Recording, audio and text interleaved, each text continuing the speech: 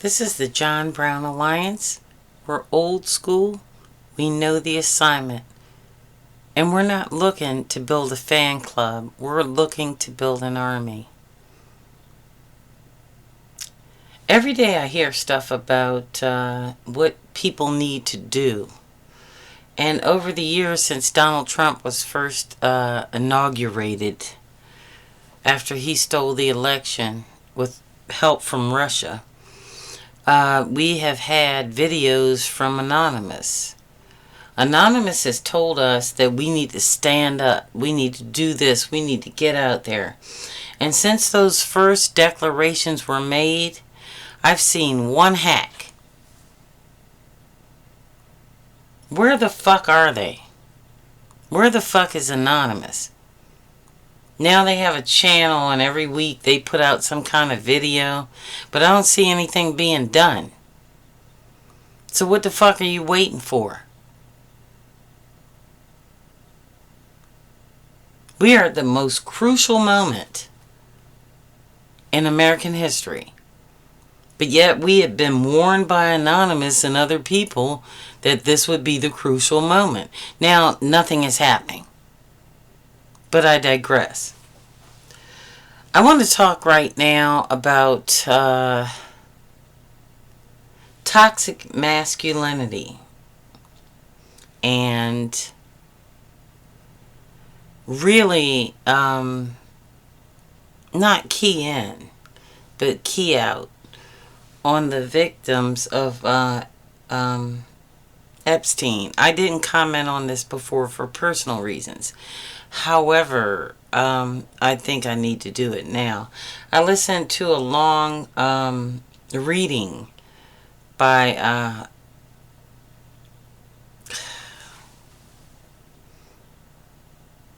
Lawrence O'Donnell. And it was just gut-wrenching.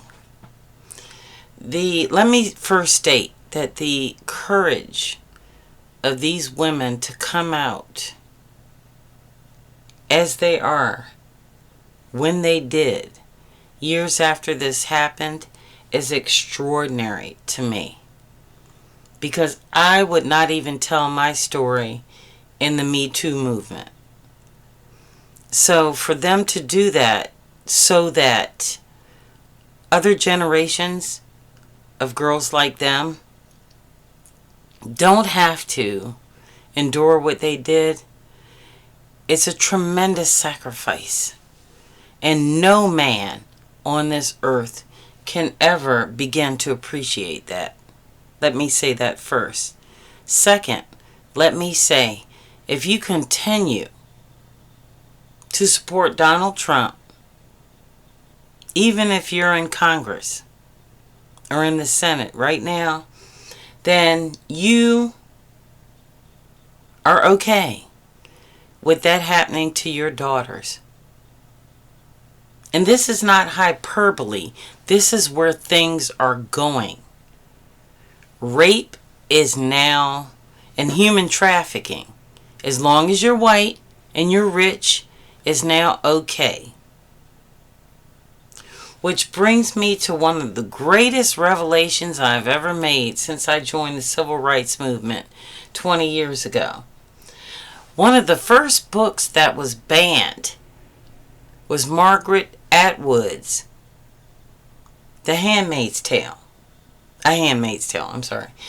And right now, those victims of Epstein, if you replace those red garbs with white hats, with schoolgirl type uniforms with plaid skirts, Catholic school type shit that Epstein liked, then Epstein is the grand poobah of the handmaids. And Donald Trump and the Republican Party right now in the Senate and House are the commanders. This is absolutely the sanctioned rape of women in America right along the guidelines of A Handmaid's Tale. Now you need to go read that book. And somebody told me to read this before Donald Trump got elected. And every single solitary part of that book matches the experiences of the women who were raped and human trafficked by Epstein and Maxwell. Propagated and supported by the Trump administration. I'm sure you will find when they release those files. Because I tell you what, this is absolutely Gilead. And this was happening way before that series was made. This is a sick and twisted play out. If you go from, and now I don't know who's reading all these books, I really don't. But we're talking Mein Kampf, we're talking everything you could possibly think on how to become a dictator. But The Handmaid's Tale really resonates with me because the first thing you have to defeat is the women in the society. And my father used to have this saying, you are the company you keep. So for all you women out there, Kristi Noem and, oh God, I can't even think. Kristi Noem and,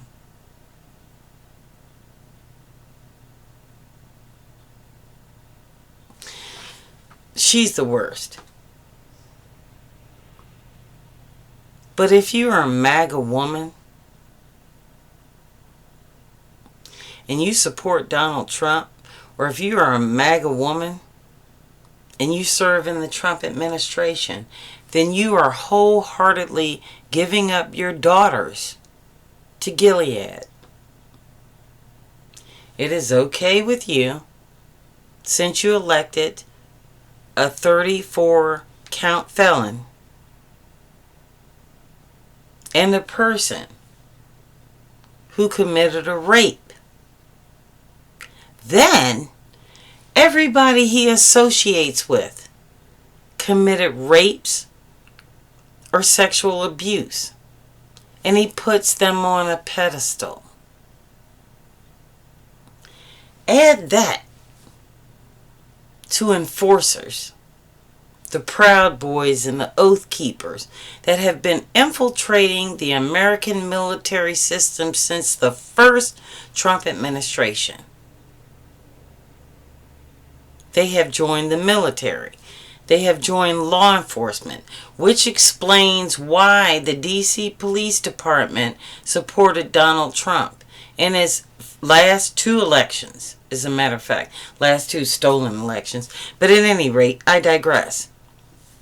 This has been an ongoing plot to demonize women and subjugate them.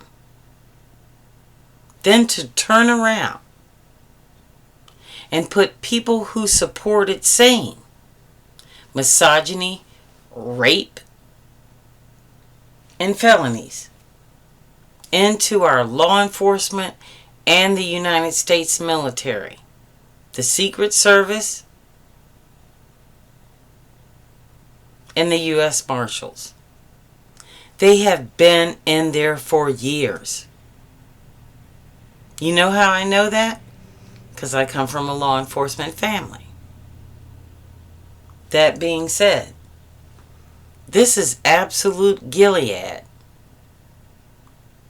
Now, if you voted for Donald Trump, you serve in the military, you serve in the U.S. Marshals, Metropolitan Police Department, or the National Guard. Are you comfortable with your child being taken away from you to some place in Florida and made to do the bidding of your commander? Are you okay with human trafficking and them fondling your kid? Again.